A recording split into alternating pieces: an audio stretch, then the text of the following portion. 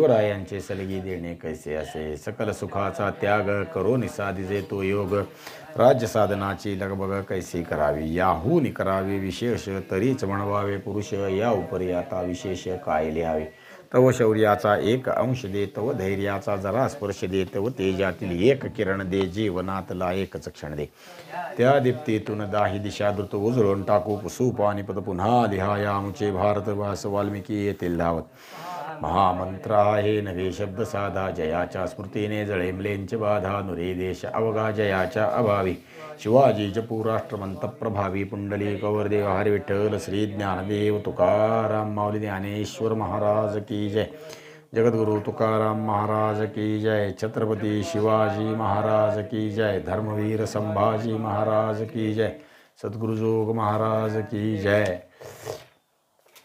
शिवाजी महाराजांनी सगळा आराखडा तयार करायला सुरुवात केली. कशाचा? शाहिस्तेखानावर छापा घालण्याचा, शाहिस्तेखानावर झडप घालण्याचा, अवचित झडप घालायची आणि तडाखा द्यायचा शाहिस्तेखानाला. कारण सरळ सरळ लढाईला उतरणं शाहिस्तेखानाच्या बाबतीत सोयीचं नाही. शिवाजी महाराज गनिमी कावा, दरवेळेस सारखा गनिमी कावा अवलंबत आहेत.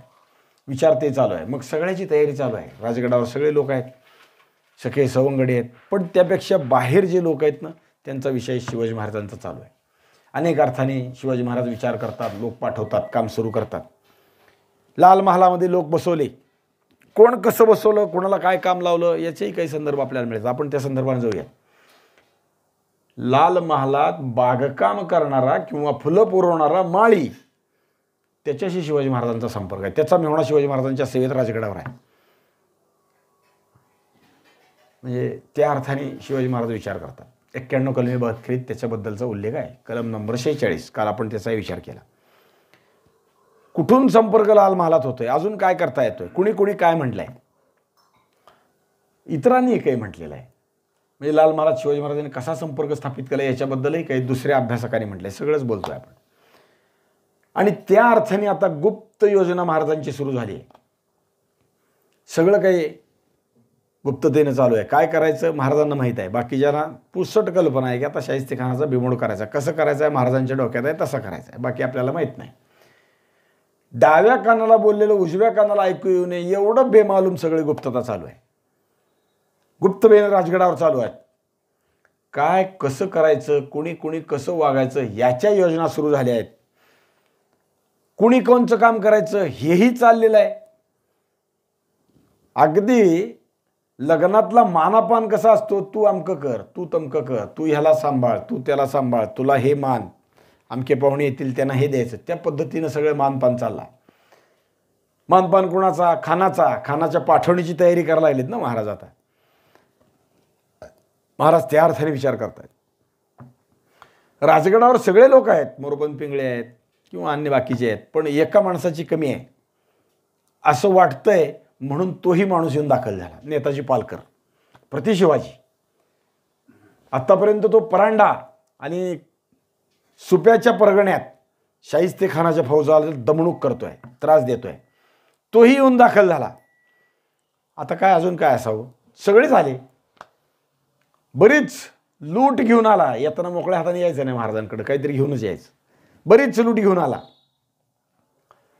मोगलाई मुलकात लुटमार करून किंवा ज्याला आपण छापे लुटून, मोगलांचे ठाणे लुटून तिथलं धन संपदा घेऊन तो आला. पण हे करत असताना नेताजीला मोठा त्रास झाला. काय झालं होतं? एका ठिकाणी, आता याचा स्पष्ट उल्लेख सगळ्या साधनात नाही, कोणत्या गावात झालं, काय झालं, कसं झालं नाही, प्रत्येक साधन वेगळं वेगळं बोलतो थोडं थोडं, पण त्याचा समन्वयानं संदर्भ काढत असताना एका ठिकाणी नेताजींचा आणि मोगलांचा समोरासमोर संघर्ष सुरू झाला. आणि तो मोगलांचा संघर्षात मोगल डोईजड व्हायला लागला आणि नेताजी कसाबसा संकटातून बाहेर पडला. नुसतं संकटातून बाहेर पडला, कसाबसा नाही, जीव वाचला हे महत्वाचं. पण जखम झाली, नेताजीला काहीतरी जखम झाली, स्वतः जखमी झाला झुंजात. आणि नेताजीचे 300 घोडे ठार झाले, 300 घोडे मेले. माणसं किती मेले काय उल्लेख नाही, पण घोडे मेले. पाठलाग चुकवण्यासाठी जखमी स्थितीत, पाठलाग चुकवीत तशाही परिस्थितीत नेताजी मात्र पळून आला, निघून आला. रोज 22 ते 25 कोस घोडदौड करीत नेताजी राजगडावर येऊन दाखल झाला, सुटला, कसा बसा सुटला. पण कसा बसा सुटला हे जेव्हा म्हणतो ना, तेव्हा दुसऱ्याही साधनांचा विचार कसा सुटला याचाही व्हायला हवा, किंवा नेताजीनं आत्तापर्यंत केलेलं जे सगळं काम आहे त्याचाही विचार करायला हवा. काय केलंय नेताजी? गनिमी काव्यातला तरबेज माणूस आहे, हुशार आहे. मराठी मुलकातले सगळेच लोक गनिमी काव्यात एकदम, गनिमी काव्याचं 2-3 वेगळी नावं आहेत. आपल्याकडे त्याला गनिमी कावा म्हणतात मराठी मुलकात. पण संस्कृत वाङ्मयापासून या युद्धाचं नीती सांगितलेली आहे. युद्धनीतीतल्या कौटिल्याने याला वृकयुद्ध म्हटलेलं आहे किंवा छद्म युद्ध म्हटलेलं आहे. सरळ सरळ लढाई करता येत नाही, तिथं छद्म करावं. छद्म म्हणजे कपट करावं. कपट म्हणजे खूप अर्थाने विचार करता येण्यासारखा आहे. कपट याचा अर्थ नुसता मनात कपट भाव नाही किंवा कपट मनात नाही, पण धर्मासाठी जय करायचा आहे तर युद्धात सरळपणानं विजय प्राप्त होत नाही, म्हणून काहीतरी अशी हिकमत करणे की ज्यातून आपल्याला युद्धात विजय प्राप्त होईल. भगवान श्रीकृष्णाच्या चरित्राचा यात सतत विचार ठेवायचा. अगदी रामरायाच्या चरित्राचा जरी विचार ठेवला तरी हरकत नाही. रामरायांनी कधीही असं छद्मयुद्ध केलं नाही, हे बरोबर आहे. सरळ सरळ रावणाशी युद्ध केलं, हेही बरोबर आहे. पण एक वेळ अशी आहे की रामरायाला असं युद्ध करावं लागलंय. वाली सुग्रीवाच्या भांडणामध्ये रामरायाने सुग्रीवाचा पक्ष धारण केला आणि वालीला मारला. त्यावेळी वालीला सरळपणाने मारता येत नाही या युद्ध सरळ, कारण आपण त्याचं कुठलंच वैर नाही. मग त्याच्याशी युद्ध कसं करावं? सुग्रीवाला सांगितलं, तू त्याला युद्धाला आवाहन कर, आव्हान दे, आणि तो युद्धाला आला की मी त्याला बाण मारेन, तो सुद्धा लपून मारेन. रामरायाने झाडाच्या आड लपून बाण मारला आणि सुग्रीवाने ती रामरायाची निर्भत्सना केली. त्यावेळेस माझं तुझं वैर नसताना तू का आलास? मला बाण मारायचं कारणच काय? असं सुग्रीवानं वालीने त्याला बोललेलं आहे. रामरायाने सांगितलं की मित्रासाठी युद्धात उतरणं म्हणजे हे नाही, तुझा शत्रू आहे म्हणून युद्धात उतरलो असं नाही. मित्राला मदतीला उतरणं हे युद्धनीतीत क्षम्य आहे. त्यामुळं मी इथं आलो, मला ते माफ आहे. मग आमची मैत्री कशात जमली? मी दुःखी, तो दुःखी. त्याचं राज्य आणि पत्नी तू हरण केली, माझी पत्नी रावणाला हरण केली. मला ती सोडून आणायची आहे आणि याला त्याला त्याची बायको त्याला पाहिजे, त्याचं राज्य त्याला पाहिजे. मग त्याचं राज्य मिळवण्यासाठी मी त्याला मदत करणार आणि माझी बायको मिळवण्यासाठी तो मला मदत करणार, हे आमचं दोघाचं आहे. आणि म्हणून आम्हाला मित्रत्वाच्या पायी युद्धात उतरणं भाग आहे, म्हणून तुला मारलं. रामरायाच्या त्या सगळ्या विषयात ह्या जसा विषय आहे तसा अधर्माचाही विषय रामरायाने सांगितलेला आहे. तू अधर्म काय केलायस? वालीला सांगितलं, तू अधर्म काय केलास? आपल्या धाकट्या भावाची पत्नी म्हणजे तुझी सून आहे. धाकटा भाऊ हा पुत्राच्या जागी आहे, त्याची पत्नी धर्मशास्त्राने तुझी सून आहे आणि त्या सूनचं तू अपहरण केलेलं आहे, म्हणून तू अधर्मी आहेस आणि तुला मारण्याचा हक्क मला आहे, कारण मी क्षत्रिय आहे आणि राजा आहे आणि म्हणून मला तुला देहदंडित करण्याचे अधिकार आहे. म्हणजे धर्मही रामराय सांगतात. दोन्ही तिन्ही अर्थाने रामरायाने सांगितलेलं आहे. म्हणजे इतर रामराय छपून युद्ध करतात हा जसा विषय झाला, तसं धर्मानंही मला उघड युद्ध करायला सांगितलेलं आहे. त्यामुळं मी त्याला प्रतिबाद्य नाही. मी तुझं म्हणतो त्या गोष्टीत बंधनकारक नाही. छद्मयुद्धात मी अवश्य केलं पाहिजे. कृष्णाचं चरित्र तर सगळं छद्मयुद्धातलं आहे, कुठं छद्म नाही आहे. म्हणजे कौरव पांडवाच्या युद्धातलं तर ते सतत अर्जुनाची पाठराखण करताना सतत छद्म करायला सांगितलं. शिखंडीला आडवा घातला, भीष्माचार्याला मारला, द्रोणाचार्याला मारित असताना ते मरत नाहीत म्हणून हत्ती मारला. कोणचा हत्ती? अश्वत्थामागतः नरो वा कुंजरो वा. भगवान श्रीकृष्णाची बुद्धिमत्ता विलक्षण आहे. त्यांच्या बुद्धिमत्तेच्या तुलनेचा त्यावेळेस कुणीच नाही. हे सगळं ओळखणारे काही माणसं आहेत, त्यात भीष्म आहेत, हे असं आहे, द्रोण आहेत, हे असं आहे, धर्म आहे, विचार म्हणजे ओळखतात. अर्जुन सखा आहे, प्रेमी आहे किंवा भक्त आहे, शिष्य आहे, मेवणा आहे, तरी सुद्धा भगवान श्रीकृष्णाला ओळखण्याची पात्रता नाही. भगवान श्रीकृष्णाला ओळखणारे किंवा त्याच्या बुद्धिमत्तेने चालणारे असे जे थोडके लोक आहेत त्यात भीम आहे. भीमाला नुसतं सांगितलं, भीमा अश्वत्थामा मार, त्यांनी ओळखला कोणचा मारायचा आहे. त्याने हत्तीला मारलं. एका गदेच्या रट्ट्यात हत्ती पाडला आणि भीमाने कालवा करायला सुरुवात केली. अश्वत्थामा गता, अश्वत्थामा गता, अश्वत्थामा. अश्वत्थामा मेला सांगत फिरला, सगळ्याला कळावा असं फिरला. द्रोणाचार्यांपर्यंत वार्ता गेली आणि द्रोणाचार्य अस्वस्थ झाले. आपलं पोरग युद्धात मेलं, काय राहिलं आता जीवन, असं वाटायला लागलं. पण त्यांना भरोसा नाही म्हणून त्यांनी जाऊन धर्माचार्याला विचारलं, धर्मराजाला विचारलं. धर्माचार्य नाही, धर्मराज. धर्मा काय झालं, कारण तू सत्य बोलतोस, तू खरं आहे ते सांगशील. याच्या आधी कृष्णाने धर्माला सांगितलं होतं, तू जर तुझ्या पुढे द्रोणाचार्य आले आणि त्यांनी विचारलं की खरंच काय झालं तर सांग, मेला, अश्वत्थामा मेला, एवढंच सांग, त्यात अधर्म नाही. धर्म पडला, आता कसं काय म्हणावं, खरं धर्माला नावं ठेवायचं काही कारण नाही, पण धर्म पडला भोळा भाबडा.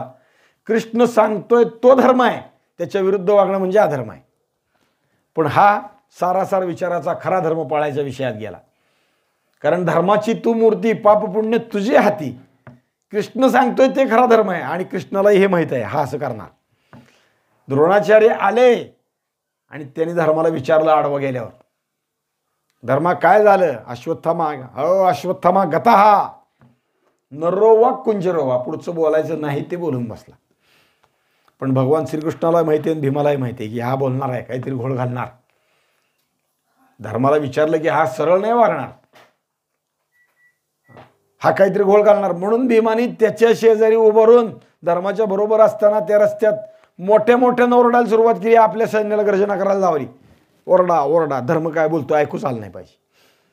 आणि कृष्णाने आपल्या पांडवांच्या शिबिरात असणारे रणवाद्य जे असतात, शिंग, करणे, मर्फे, भेरी किंवा काय दुंदुभी, नगारे, हे सगळे मोठ्या मोठ्यानं बडवायला सांगायला सांगितले. का तर अश्वत्थामा मेला, अश्वत्थामा मेला. लोकांना काही कळलंच नाही. अश्वत्थामा मेला, आनंद, अश्वत्थामा मेला, अश्वत्थामा मेला.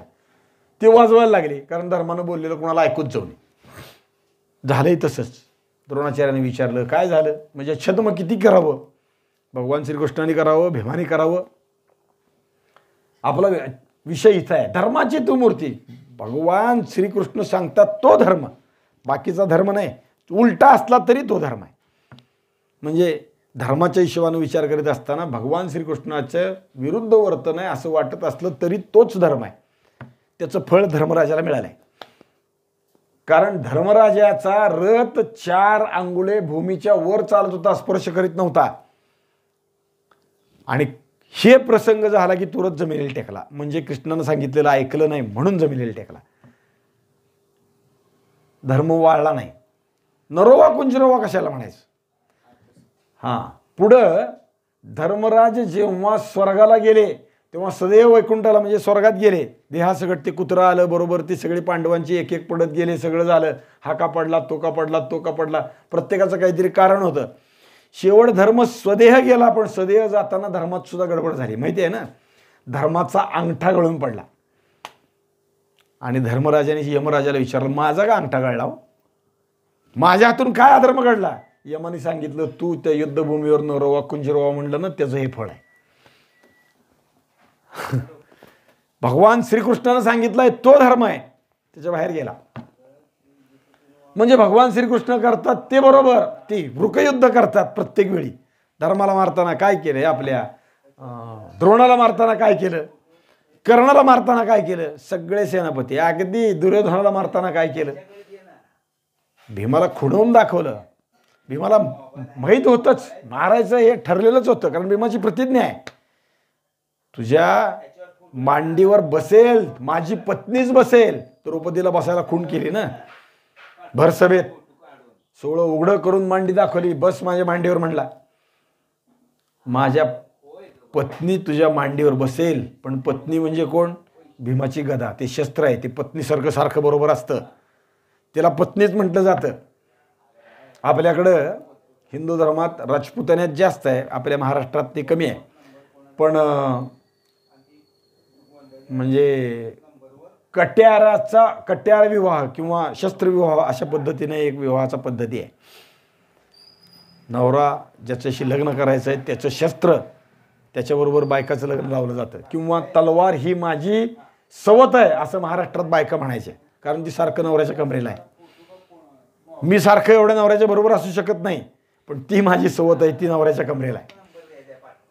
इथं भीम म्हणतोय ही माझी गदा तुझ्या मांडीवर बसेल, ती प्रतिज्ञा आहे, मी तुझी मांडी गदेनं फोडीन. पण हे करण्यासाठी भगवान श्रीकृष्णाने केलेलं छद्म किती मोठं आहे. तो महारथी असणारा दुर्योधन विशाल आहे, हिंदुस्थानात त्याच्या तोडीचा योद्धा नाही. कदाचित 3-4 लोक आहेत, त्यातला तो आहे. बलराम, भीम, जरासंध आणि दुर्योधन, याच्याशिवाय कोणीच एका बरोबरीचे नाहीत. त्यातले बलराम गेले तीर्थयात्रेला, मला युद्धात पडायचं नाही म्हणून. जरासंधाला भीमाने मारलंय, राहिले 2च. भीमाने मारलेला बकासूर आहे ना, तो सुद्धा या तोडीतला आहे, त्या पद्धतीतला आहे. आणि तिथं जेव्हा दुर्योधन आईला भेटायला गेला, युद्धभूमीचा सगळा विषय सुरू झाला. आईने सांगितलं तू मला फक्त भेटायला ये, पण नग्न ये, नग्न ये. का तर नवऱ्याच्या आंधळेपणासाठी मीही डोळे बांधायची प्रतिज्ञा केलेली आहे. मी डोळे उघडलेले नाहीत, अनेक वर्ष डोळे बांधून ठेवलेले असल्यामुळं सिद्धी प्राप्त झाल्यासारखं डोळ्याचं तेज प्राप्त झालेलं आहे की जिथं पाहिल ज्याला पाहिल त्याचा देह वज्राचा होईल. त्यामुळे तू माझ्यासाठी समोर नग्न, युद्धात तुला कोणीच परास्त करू शकणार नाही, ये. दुर्योधन गेला भेटायला, आईला भेटायला गेला, स्वतंत्र रस्ता तयार केला त्याला जाण्यासाठी. त्यानं कुणीही या रस्त्यात येऊ नये, लग्न जायचं आहे ना. दुर्योधन भेटायला चालला, बरोबर कृष्णाला हे कळलं. माहिती असतं कृष्णाला कळत नाही अशी जगातली बातमी नाही. आणि तो आडवा गेला, कुठे चालला, लाजला ना तो. कृष्ण आडवा आला की लाजला दुर्योधन. नग्न जाणं योग्य नाही, पण चाललोय, लाजला. नग्न दिसला कृष्णाला म्हणून लाजला. आणि कृष्ण म्हणला अरे असं कसं चाललास, आईला भेटायला चाललास. काही झालं तरी तू लहानपणी जरी नग्न तिनं पाहिला असला तरी आता तू वयस्क आहेस, वय वाढलेलं आहे, तरुण आहेस. तरुण म्हणतो बरं का मी, कारण त्यावेळेस महाभारताच्या युद्धाच्या काळात यांची वय जेव्हा यांनी युद्ध केलं तेव्हा 100 वर्ष, 80 ते 100 वर्ष घरातली आहे. तेव्हा तू युद्धाला जात असताना हे नाही बरोबर, आईला भेटायला जात असताना असं नाही, विरुद्ध आहे, चांगलं नाही. निदान केळीचं पान तरी मान, म्हणजे तुझी आबरू रक्षणार्थ एवढंच कर बस. आणि तो गेला, केळीचं पान घेतलं आणि त्यानं समोर ठेवून मागं ठेवून बांधून गेला. गांधारीनं त्याला समोर आलेला पाहिला, पट्टी उघडली आणि त्यांनी बघितलं दुर्योधनाला सगळं शरीर वज्राचं झालं. बरोबर केळीचं पान बांधलेली जागा मात्र मऊ झाली, कोमल झाली, मृदा मुलायम झाली. आणि त्यालाच गदा मारायला भीमाला जागा मोकळी ठेवली. गांधारीनं मात्र ओळखलं, तिनं बघितलं दुर्योधनाला, विचारलं तुला काळ्या येऊन भेटला होता काय, हे तुला मी सांगितलंय तू ऐकलं नाही, ह्याचा अर्थ तो तुला येऊन भेटून गेला. तुला ते बरोबर केळीचं पान त्यानं बांधायला सांगितलं. गडबड झाली. वृकयुद्ध भगवान श्रीकृष्ण पुढेपासून पहिल्यापासून विचार करतात. आणि या वृकयुद्धात, वृकयुद्ध म्हणजे लांडग्या, वृक म्हणजे लांडगा, युद्ध म्हणजे लांडग्याच्या पद्धतीनं करणारं युद्ध असतं. लांडगा फार शिकार करताना वेगळ्या पद्धतीने करतो, म्हणजे अनेक वेळा अनेक वेगळ्या वेगळ्या रचना करतो. हे मराठी त्या पद्धतीने लढतात, छद्मयुद्ध करतात, वृकयुद्ध करतात, गनिमे कावा करतात. ते मातब्बर आहेत. आपण खूप जणांचा विचार करू शकतो. शहाजीराजांनी काय केलं, शिवाजी महाराजांनी काय केलं, पुढे बाजीरावांनी तेच केलं. जेव्हापर्यंत त्याची कास धरून आपण चाललो तेव्हापर्यंत विजयी झालो. जेव्हा ते सोडलं किंवा परक्याने आपलं ते गुण ओळखला, मराठे जर पुन्हा सह्याद्रीच्या दऱ्याखोऱ्यात गेले तर गनिमी काव्याने आपल्याशी लढायला लागल्यावर आपल्याला यांना परास्त करणे शक्य नाही हे इंग्रजांनी ओळखलं. त्यांच्या कागदपत्रात त्याचं नमूद केलं आणि इंग्रजांनी पत्रव्यवहार केलेला त्यांच्या ऑफिसरने त्याप्रमाणे वागले. म्हणून त्यांनी मराठ्यांचे सगळे किल्ले तोफा लावून पाडले, किल्लेच अस्तित्वात ठेवले नाहीत. हे पुन्हा तिकडे गेले की आपल्याला यांना जिंकणं शक्य नाही, कारण हे वृकयुद्धात जगाची बाप आहेत. आणि हे वृकयुद्ध नेताजी पालकर करतोय शाहिस्तेखानाबरोबर. तुझे लाख असू दे ना तर 1.5 लाख असू दे, मी तुझ्याबरोबर लढतो, तुला काय सोडतोय काय. हे छद्मयुद्ध नेताजी पालकर करतोय. आत्ता आपण नेताजी पालकरांचा विचार करीत होतो ना, तो परांडा आणि सुपे परगण्यात युद्ध करून शाहिस्तेखानाला परास्त करतोय. शाहिस्तेखानाने नेताजी पालकरांच्या बंदोबस्तासाठी स्वतंत्र तुकडी निर्माण केली, लोक दिले, पण नेताजीची ह्यांची कधी भेट झाली नाही. म्हणजे नेताजीला ओळखत ह्या गावात गेलेत म्हणून तिथं जावं तर ती दुसरीकडे असायची, दुसरीकडे जावं तर तिसरीकडे असावं. बरं, हे मनानं मी सांगतोय असाही नाही विषय. या काळात भारतात एक प्रवासी आला, कॉस्मा दी गार्डा, आणि यानं भारतभर प्रवास केला. आणि प्रवास केला पण त्याच्या कानावर पडलेली माहिती जी आहे ना, त्या अर्थाने त्यानं सगळी माहिती एका ठिकाणी आपलं प्रवास वर्णन या अर्थाने लिहून ठेवली. आणि शिवाजी महाराजांचा सगळा इतिहास त्याच्या वर्णनात आपल्याला त्यावेळेस सापडतो. शिवाजी महाराजांच्या हयातीत हे सगळं लिहून झालं होतं आणि तिकडं परदेशात युरोपात ते प्रकाशित झालं होतं. कॉस्मा दी गार्डा.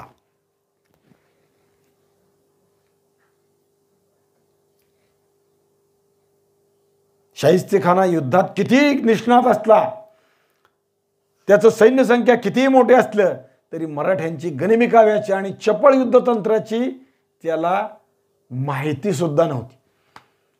करीत असलेल्या युद्धात शाहिस्तेखान आणि त्याचे लोक, त्यामुळे मराठ्यांशी हात टेकायची पाळी आली होती.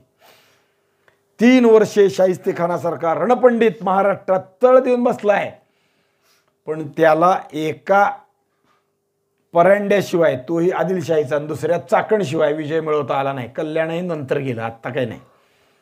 शाहिस्तेखानालाच उशिरा मिळाला, पण त्याच्यासाठी झट्या झोंब्या खूप घ्याव्या लागल्या. सेनापती नेताजी त्याच्याभोवती असा काही चपळाईनं सगळा हुतुतू मांडतोय. आपण मागे त्याचा 2दा-3दा नुसता हुतुतूचा विचार केला, किती गावन कसा फिरतोय त्याच्याबद्दल विचार केला. ससे होलपट उडवतोय, त्याचं वर्णन सविस्तर कॉस्मा दी गार्डाने लिहून ठेवलेलं आहे. थोडंसं मोठं आहे पण ऐकण्यासारखं आहे आणि प्रत्येक गोष्टीचा विचार करण्यासारखा आहे. वाक्याचा अर्थ फार भरलेला आहे. इंग्लिश आहे, म्हणजे प्रकाशित आहे ते इंग्लिश मिळतं. पण फॉरेन बायोग्राफीज ऑफ शिवाजी म्हणून एक पुस्तक जदुनाथ सरकारांनी लिहिलं, सेनांनी लिहिलं. अनेक परदेशी लोक या हिंदुस्थानात येऊन गेले शिवाजी महाराजांच्या काळात, आणि त्यांनी शिवाजी महाराजांच्याबद्दल काय लिहिलं त्याचं एकत्रित केलेलं कंपायलेशन किंवा संकलन असं ते आहे, फॉरेन बायोग्राफीज ऑफ शिवाजी. त्यामध्ये 13 जणांची सुमारे वेगळे वर्णन आहेत जे शिवाजी महाराजांच्या संदर्भाने आलेले आहेत. त्यातला हा कॉस्मा दी गार्डा आहे. इंग्लिश प्रकाशित आहे. त्याच्या आधीचं त्यांचं ते पोर्तुगालच्या काय ते कोणची भाषा असेल त्यात आहे, पोर्तुगीजमध्ये. त्यानं असं लिहिलंय, शाहिस्तेखानाने किती दक्षता घेतली असली तरी तो जो काही बोले किंवा ज्या काही हालचाली करे, गुप्त योजना करे, त्यात असेच काही राहत नसे की जे शिवाजीला कळत नसे. म्हणजे शाहिस्तेखानानं गुप्त मसलत म्हणून महालात बसून काही चर्चा करावी तर त्याची वार्ता शिवाजी महाराजाला जात होती. ही ह्यांच्या गुप्त मसलत, शिवाजी महाराजांचं कोणालाच कळत नव्हतं. म्हणजे व्यवस्था कसली आहे, शिवाजी महाराजांची कसली आहे ह्याचाही विचार आपण केला पाहिजे. कसली आहे म्हणजे शिवाजी महाराज आपलं लोकाला कळू देत नाहीत, पण लोकांचं सगळं काही काढून घेतात. कसं काढून घेतात ते पुढचं त्यानं लिहिलेलं आहे. आपल्या पैशाच्या बळ्यावर नवे मित्र कसे जोडावे हे शिवाजीला उत्तम प्रकारे कळत होते, आणि संपत्तीप्रमाणे विपुल मित्रही कसे जोडावेत तेही त्याला कळत होते. ते मित्र त्याला प्रत्येक तासाला बातमी पुरवित होते.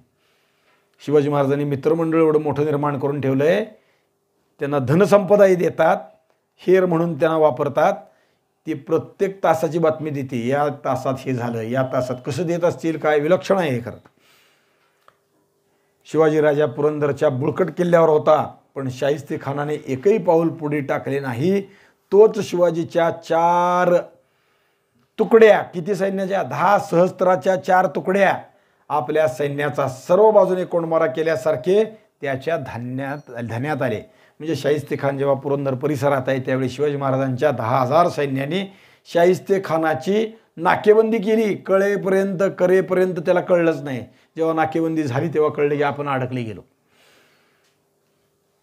मोगल सैन्य वेगवेगळ्या तुकड्या करून चाल करीत होते, पण त्यांना आपलं अवजड सामान, स्त्रिया, मालमत्ता, पशु यांना हलवायचे होते सुरक्षितपणे. पण शिबिरात हे सगळं असायचं. आपापली जागा त्यांनी सोडली नाही, कारण प्रत्येक तुकडी आपलं संरक्षण करीत होती. पण काय झालं, ज्यावेळी शिवाजीच्या तुकडीने त्यांच्यावर हल्ला केला, दाणादाण उडवली, तेव्हा विलक्षण गोंधळात आणि विपर्यास्त परिस्थितीत ते सापडले. मावळाच्या मुलखात आहेत आधी आणि शिवाजीराजासारख्या कर्त्या विद्वान गनिमी गावातल्या हुशार राजाच्या सैन्याबरोबर ते लढत आहेत. त्यामुळे सगळी अवस्था बिघडली. मराठे एका सैन्याच्या तुकडीवर चढाई करतात आणि परतताना दिसतात. आले चालून, झाली झटापट सुरू झाली. सावध होस्तोवर हे पळून जायला सुरू होतात. पुन्हा त्याच पद्धतीने दुसऱ्या तुकडीवर हल्ला करतात. हे पळून जातात आणि दुसरीकडनं येतात. कुठून येतात कळतही नाही. जीव घेवावी हल्ला करतात. ते कोणीकडून आणि कसे येतात हेच मोगली लोकांना कळत नाही. कुठून मराठी येतात कळत नाही. कारण खरं तर जेव्हा सैन्य असतं तेव्हा सैन्याच्या बाहेर टेहळे फिरत असतात. त्यांनी वार्ता द्यायची असतात. आलं कोणीतरी आलं काय. टेहळ्यालाही काही कळत नाही किंवा टेहळेच मारून काढतात. हे आधी टेहळ्याच्या वार्ताच येऊ शकत नाहीत. या पद्धतीने सगळीकडे जणू काय शिवाजीच आहे असे वाटे. छावणीवरती हल्ला पडला. इकडनं एकदा येतात, इकडनं येतात, इकडनं येतात, तिकडनं येतात, कुठनं येतात कळतच नाही. आले सावध व्हायला लागले की पळून जातात. सगळीकडे शिवाजीराजा आल्यासारखं वाटतंय. या पद्धतीने मोगली सैन्यात अतिशय गोंधळ माजला. गनिमी काव्याच्या पद्धतीने शिवाजी पुष्कळ लोकांचा संहार करून एकदम भरपूर लूट घेऊन जाऊ शकत असे. एकदा संहार झाला, सापडलं गवाळा की गेले निघून. शिवाजी लोकांच्या या एकदम प्रगट होण्याने आणि गुप्त होण्याने पुष्कळ परिणाम झाला. एकदमच कुठेतरी येतात, तुकडी छापाछापी करतात. त्यामुळं शाहिस्तेखानाच्या सैन्याला थांबावं लागतंय. काम करता येत नाही. कारण प्रत्येक ठिकाणी आजवर कधीही न अनुभवलेला असाच प्रत्यय त्याला येईल. आता मराठ्यांनी मारून गेलेत, निघून गेलेत, आता थोड्या वेळानं परत येतील म्हणावं तर तसं नाही. दुसरंच काहीतरी होतंय. काय होतंय? नवीनच योजना दरवेळेस काहीतरी. त्याची परीक्षा पूर्ण केल्याविना शाहिस्तेखानाला पुढे जाता येईना, तटून राहिला. मोगल सैन्य जेथे राहायला जाणार होते, म्हणजे कुठं जिथं पाण्याची जागा भरपूर आहे तिथंच राहायला जावं लागतं. पाण्याशिवाय चालणार कसं सैन्य. 8 सहस्त्र अश्वदळ घेऊन शिवाजीचा सेनापती नेताजी पालकर आधीच येऊन थांबलाय. आणखी 8 सहस्त्र लोक रस्त्याच्या दोन्ही कडेला उपस्थित आहेत, इथून जाणार आहेत. ह्याचा अंदाज घेऊन ते आधीच थांबलेत. म्हणजे हे उंबरखिंडीतलं वातावरण असावं साधारण. या जागा घेण्याची मोगलांना योजना होती. हे सैन्य अशा निबिड झाडीत येऊन थांबले होते की त्यांच्या अस्तित्वाचा नुसता संशय सुद्धा आला नाही. आपण मुक्कामाला सोयीच्या जागी म्हणून निश्चित ठरवलेल्या ठिकाणी नेताजी पालकराचे 8000 घोडेस्वार मोगल सैन्याने पाहिले मात्र आणि बिन्नीचे लोक एकदम थांबले. म्हणजे सगळ्यात आघाडीचे असते ते लोक थांबले. नेताजी पालकर 8000 लोकांशी समोर आहे, तटलं. पुढल्या सूचनांना एकदा शब्द निघाला न निघाला तोच शिवाजीचे सैन्य विद्युत वेगाने त्याच्यावर तुटून पडले. जणू ते आपल्या घोड्याच्या टापाखाली मोगली सैन्याला तुडवून टाकत होते. अजून शस्त्रही नाही, घोड्याखाली चिरडा लागले.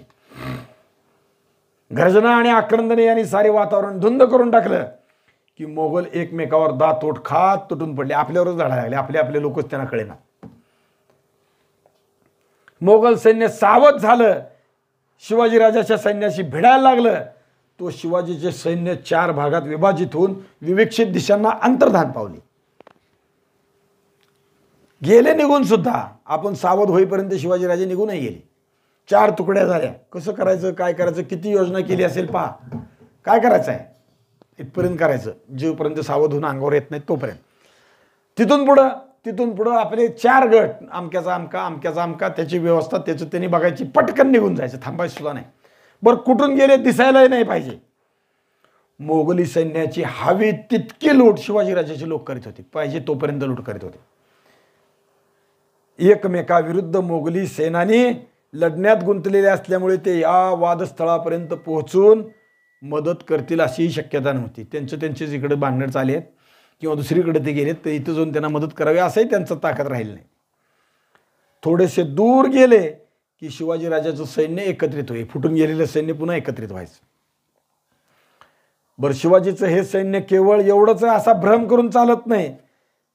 असा भ्रम घेऊन मोगलांनी आपल्याशी लढण्यात सर्वस्व गुंतवून पडावं तर झाडीतून गुप्तपणे ठेवलेले 2 सहस्त्र घोडेस्वारांनी त्या अवकाशात मोगलाचं सगळं साहित्य यथेच्छ लुटून काढावे.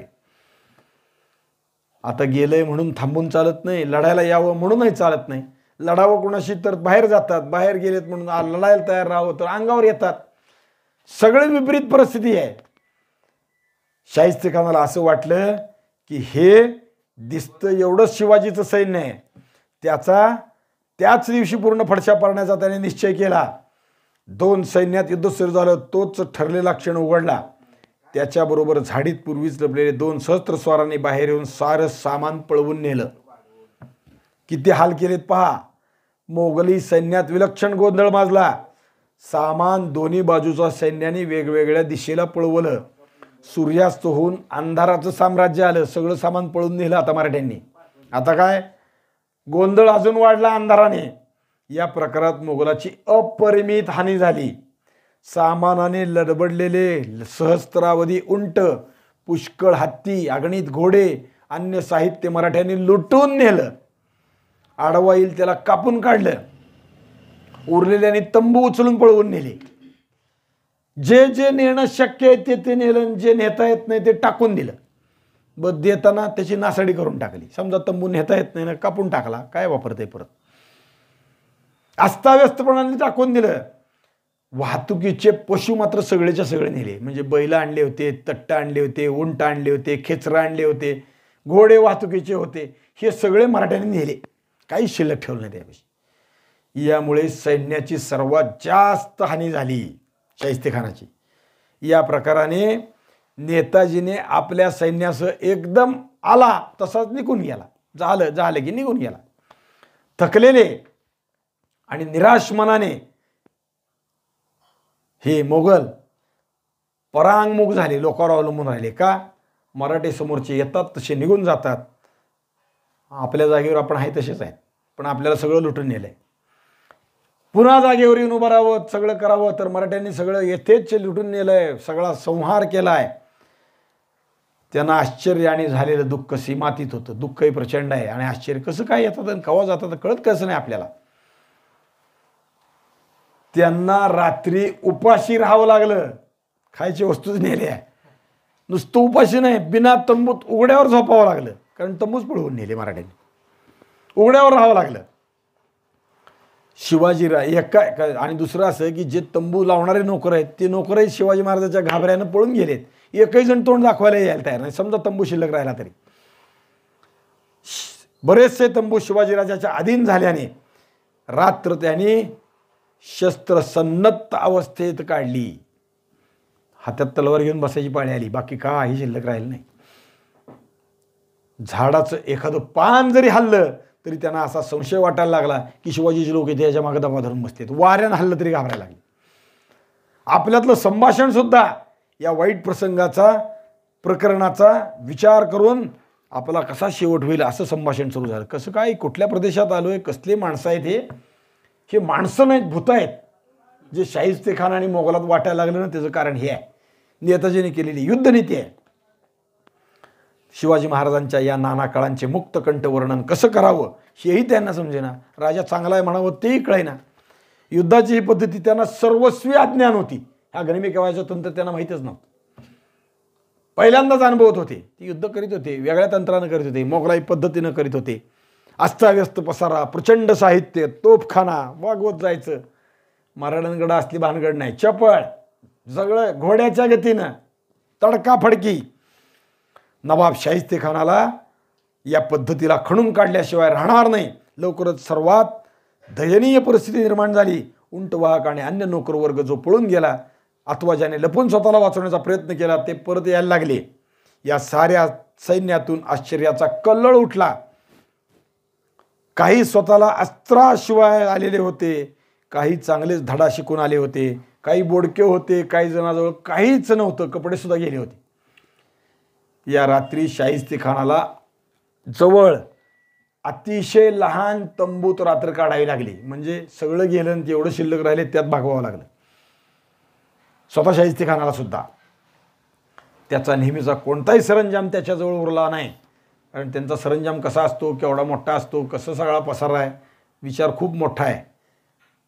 शाहिस्तेखानाच्या औरंगजेबाचंच सांगून टाकतो. औरंगजेबाच्या स्वतःच्या स्वारीच्या वेळी 1400 उंट केवळ त्याच्या तंबूचं सामान वागवायला बरोबर असायचे. किती? हा शाहिस्तेखान आहे, जरा कमी धरा, किती साहित्य असेल. औरंगजेबाचं आसन स्वतः बसायचं जे असायचं ना, ते 2 उंटावर घातलेलं असायचं. निम्म ह्याच्यावर निम्म त्याच्यावर बसायचं आसन. कसं काय लढत असतील. आणि हे आता सगळा सरंजाम लुटून नेल्यावर राज्याच्या शिवाय आहे त्याच्याशिवाय राहणं प्राप्त, दुसरं काहीच पर्याय नाही. नेहमीच्या मोगली मुजोरीपणाने तो शपथपूर्वक किंचाळत होता की शिवाजीला या गोष्टीची सव्याज भरपाई द्यायला लावीन. पण ही मुजोरी केवढी दाखवली तरी शिवाजीच्या धूर्ततेचे आणि युक्तिपूर्णतेचे धडे त्याला स्वतःला बोचतील अशा पद्धतीने यावेळी आणि पुढेही त्याला ते अनुभवावे लागले. हे कॉस्मॉदिक गारडा म्हणतो सगळं. 1660ला आलेला शाहिस्तेखान 63 पर्यंत राहिला. या 3 वर्षात त्याचा सतत मराठ्यांनी ससेमिरा केला किंवा त्याचा पाण उतारा केला. अनेक सरदार मागे लागून नेताजी कधीही सापडला नाही. नेताजी एका दिवसात 50 मैल अंतर तोडतोय, फार विलक्षण वेगाने जातोय. नेताजीच्या बाबतीत जदुनाथ सरकारांनी अजून एक विषय त्या अर्थाने लिहून ठेवलेला आहे. त्यांचं काय अभ्यास आहे ते त्यांनी मांडलाय. काय म्हणतात ते?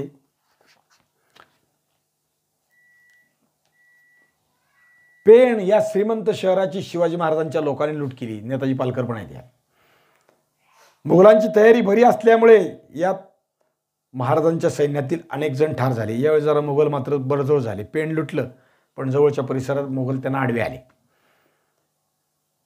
एकूणच 1662 आणि 63 हे वर्ष शाहिस्तेखानाला थोडं बरं गेलं.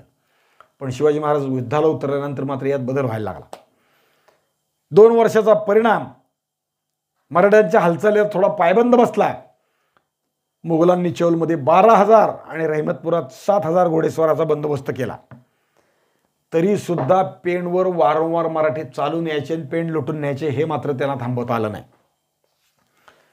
या भागात त्यांचं प्रचंड मराठ्यांचं वर्चस्व आहे.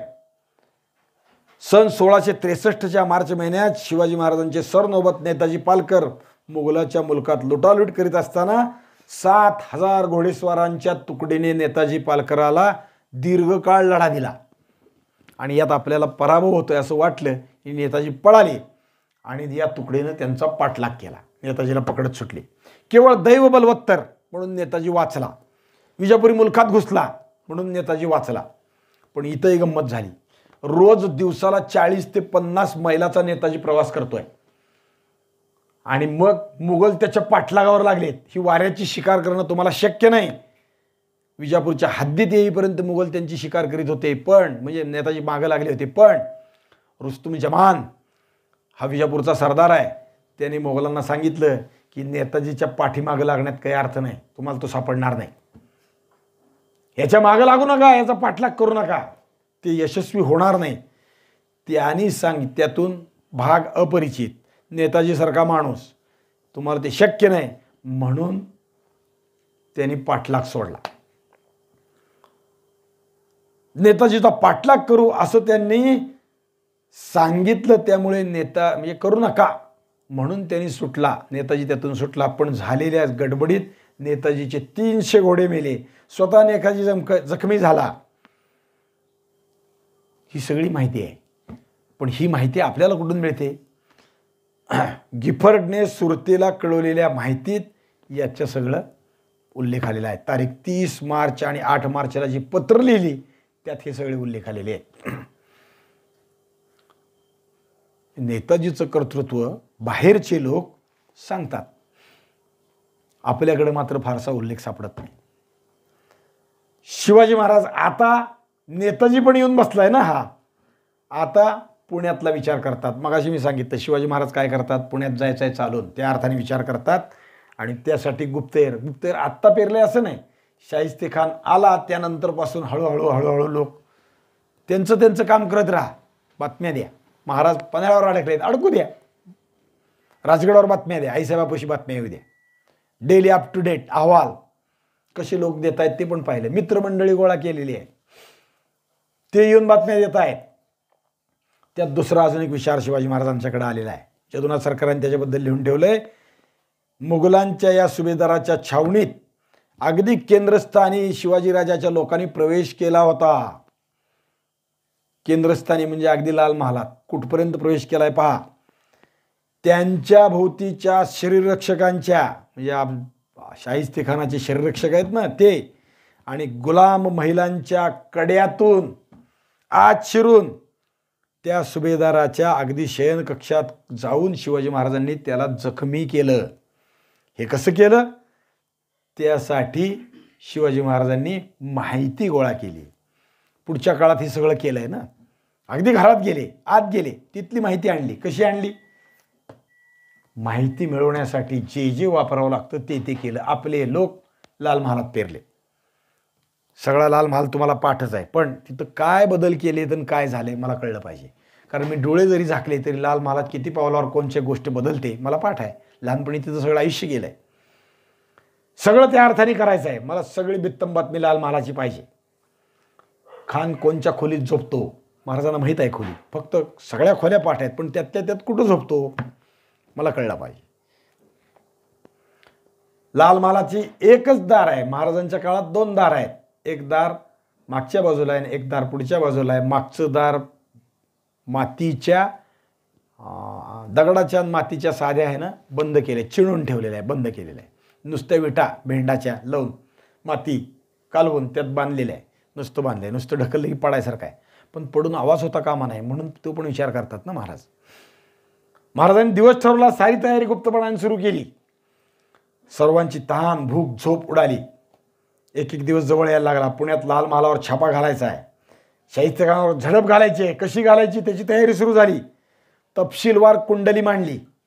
कोणत्या ग्रहाने केव्हा उघडायचं, केव्हा गुप्त व्हायचं. सगळ्या ग्रहाला चालवणारा कोण असतो? पुरुषोत्तम भगवान श्रीकृष्ण. कोणत्या ग्रहाने कुठे यावं, कधी जावं, कुणाच्या पत्रिकेत केव्हा यावं. रावणाचा एक उल्लेख आहे माहिती आहे का तुम्हाला? रावणाला पत्नी गरोदर होती आणि पुत्र जन्माला यायचा साधारण जवळ आल्यावर रावणाने काय केलं, सगळेच्या सगळे ग्रह त्यांनी देवावरही सत्ता चालवली होती म्हणून ग्रह बंदी केली होती ना, त्या प्रत्येकाला पोरग शुभ काळात जन्माला यायला पाहिजे आणि अजय झालं पाहिजे म्हणून सगळ्या ग्रहाला आपल्याला अपेक्षित राशीच्या त्या ठिकाणी आणून उभं करायला सांगितलं. इथं जा, ज्योतिषशास्त्रातलाही पंडित आहे, तिथं जा, तिथं जा, तिथं उन्हेन उभे केले. कारण पोरग विजयी व्हावं. इंद्रजित झाला, पुढे झालाच नव्हतो. मेघनाथ त्याचं नाव. जन्मल्याबरोबर विजांचा कडकडाट किंवा त्याचाही कडकडाट, त्याच्यातून नाव मेघनाथ. आवाज असा घनगंभीर म्हणून मेघनाथ. इंद्राना विजय, इंद्रावर त्यांनी विजय प्राप्त केला आहे म्हणून त्याचं नाव इंद्रजित झालं. ग्रह सगळे रावणाला पाहिजे त्या ठिकाणी उभे केले पत्रिकेच्या हिशोबानं, म्हणजे त्या हिशोबानं जागेवर उभे केले. फक्त रावणाचं न ऐकल्याचा एक गोळ झाला, शनी. त्याला मंद चर्यती म्हणतात, म्हणजे हळूहळू चालतो.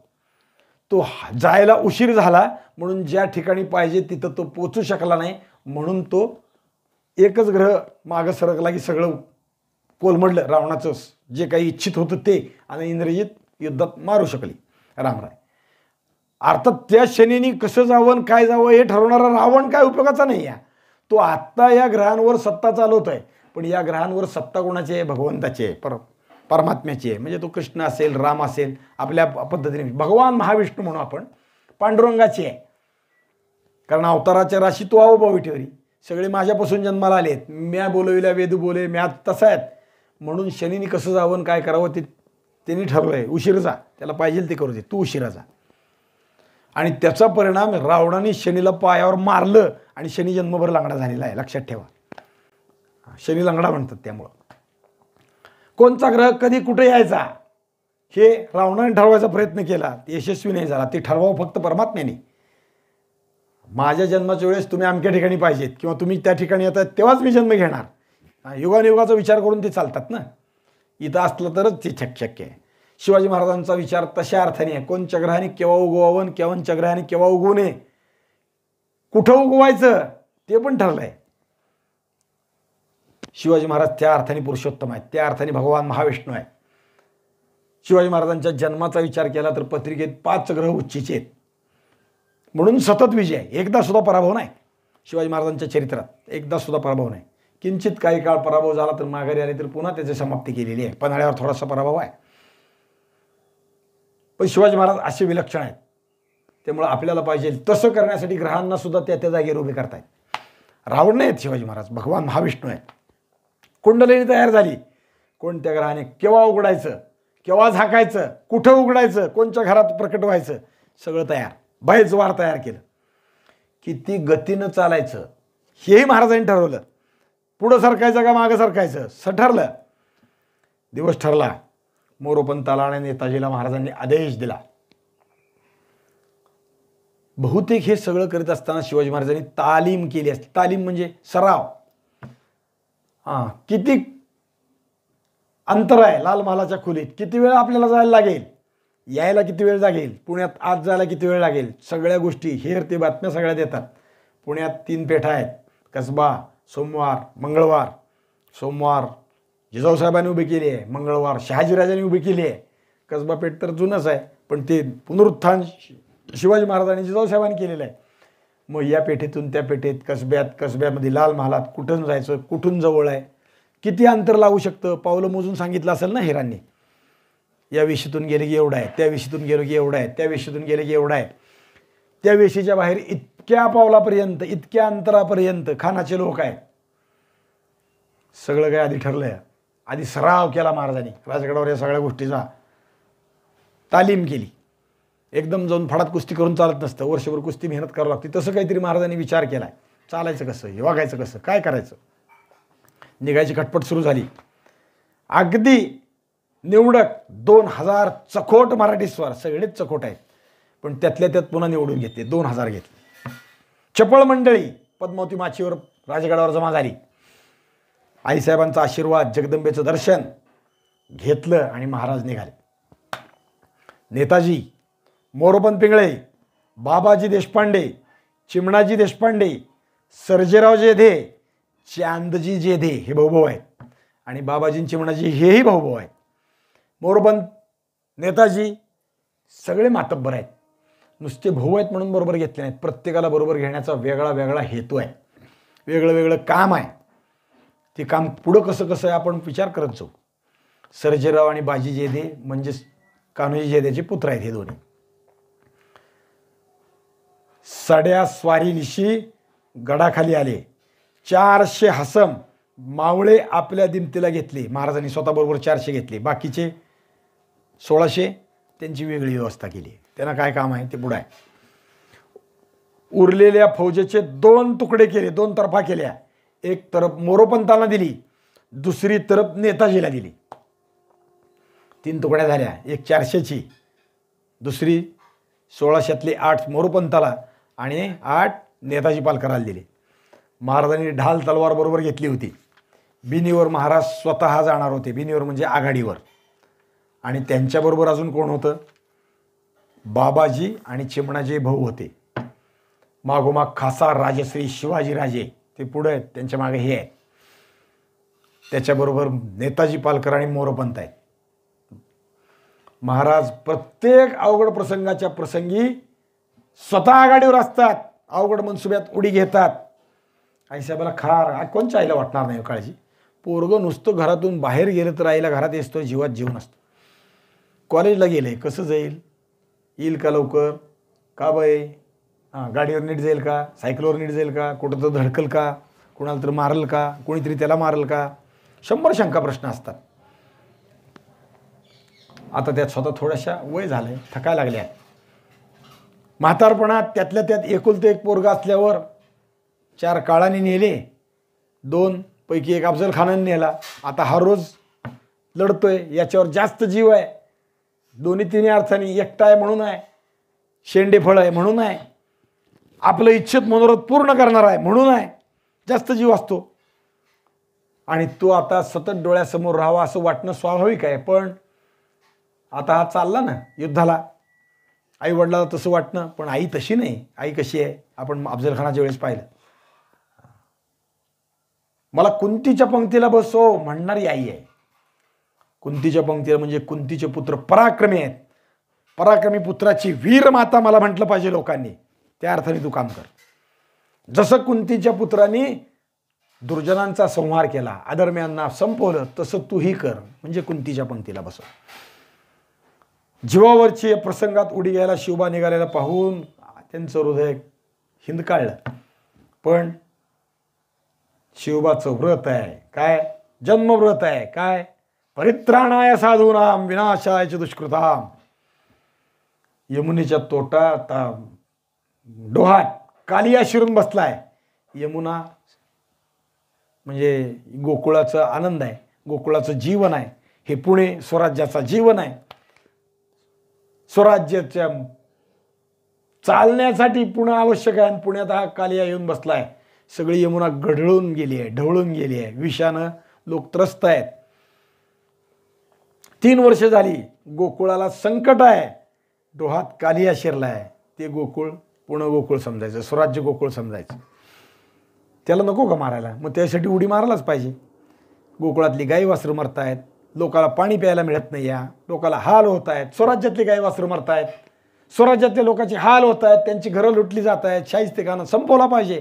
जसा कालिया संपवला भगवान श्रीकृष्णाने, तसा गोऱ्या गोजिऱ्या गोपींना ते हिरवं विष बाधायला लागलंय. यमुना हालात जगते. कुणीतरी उडी घ्यायला नको का? निमित्त चेंडूच आहे. चेंडूलाही त्याची आज्ञा असेल ना. म्या हलविल्या वेदू, म्या बोलविल्या वेदू बोले, म्या हलविल्या पानू चाले, म्या चालविल्या सूर्य चाले. तसं चेंडूसुद्धा खेळताना तिकडं काय जायचं कारण आहे हो? यमुनेकडं चेंडू जायचं कारण नाही, पण चेंडूला याची आज्ञा आहे, जाण त्यात पड. का? मला काढायचं आहे, त्यानिमित्तानं उडी मारायची आहे. मग त्यासाठी यशोदेच्या बाळानंच उडी घालायला पाहिजे. हे यशोदेचं बाळ आता निघाले या डोहात उडी मारायला. महाराज पुण्यापासून अर्ध्या कोसावर काळ्या वावरात येऊन पोहोचले. पुण्याच्या जवळ आले. काळे आणि पांढर, गावातली जी माती असते तिला पांढर म्हणतात. बघा गावात शब्द जुने लोक काय वापरतात. पांढरमध्ये आणि बाहेर असतं ते शिवार, ती काळी आई तिला म्हणतात. जिथपर्यंत गाव असतं, ज्याला गावठाण म्हणतो आपण, ते पांढर असतं. पांढर मातीचे खूप प्रकार आहेत. लाल माती, पिवळी माती, पांढरी माती, तांबडी माती, काळी माती. प्रत्येकीचा गुण वेगळा आहे. पांढऱ्या मातीचा गुण असा आहे की पाणी घातलं तर ती प्रसरण पावत नाही आणि आकुंचनही पावत नाही, आहे तेवढी राहते. काळी माती तशी होत नाही, ती पाणी घातलं की फुगते. लाल माती आखूड होते, लहान होते. तुम्ही पहा, करून बघा. आणि मग पाणी वाळलं की परत मूळ आकाराला धारण करते. त्यामुळं बांधकामाला पांढरी माती जास्त चांगली असते. आणि जिथं पांढरी माती निसर्गत आहे त्याच्यावरच गावठाण उभं असतं. जुन्या लोकांनी किती अभ्यास केलेला असेल पहा. गावठाण असतं ते पांढऱ्या मातीचं असतं. पूर्वी आता घरं सारवायचा विषय संपला, आता सिमेंट कॉन्क्रीट सगळीकडे आहे. पण घरं सारवायला पांढरी माती कुठं आपल्या शिवारात जवळपास कुठं मिळते तिथं जाऊन लोक काढून आणायचे आणि त्याने घर सारवायचे. गाव पांढर तिला म्हणायचं. आणि शिवार काळी आई, म्हणजे आपण ज्यात पिकं घेतो ती.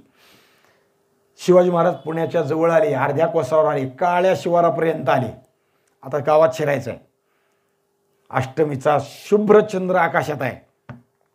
झाडाच्या फांद्यातून चांदण्याचे लाह्या बत्ताशे डोकावत आहेत. त्याचा कवडसा येतोय. थोडा मध्यरात्रीचा सुमार व्हायला लागला. रातकिडे आवाज करायला लागले. महाराज तिथेच पाय उतार झाले. आता घोडे सोडले महाराजांनी. आता घोड्यावर जायचं नाही, बस आता चालत जाऊ. खानाच्या छावणीतील कुल मुस्तकीम खबर आधीच गुप्त पद्धतीनं हेरांकडून महाराजाला पोचली होती. सगळी खबर बातमी आली. हा महिना रमजानचा आहे. किती विचार करतात.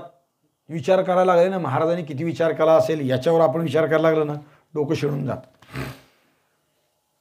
कारण बघा विचार काय आहे. रमजानचा महिना आहे. का दिवस तो निवडला? दिवस नाही, रात्र निवडली. दिवसा घालता आला असतं छापा. अफजल खानाला काय दिवसा बुडवलं नाही काय? मग का रात्र? कारण हे आहे, महिना रमजानचा आहे. दिवस का निवडला? महिना रमजानचा आहे.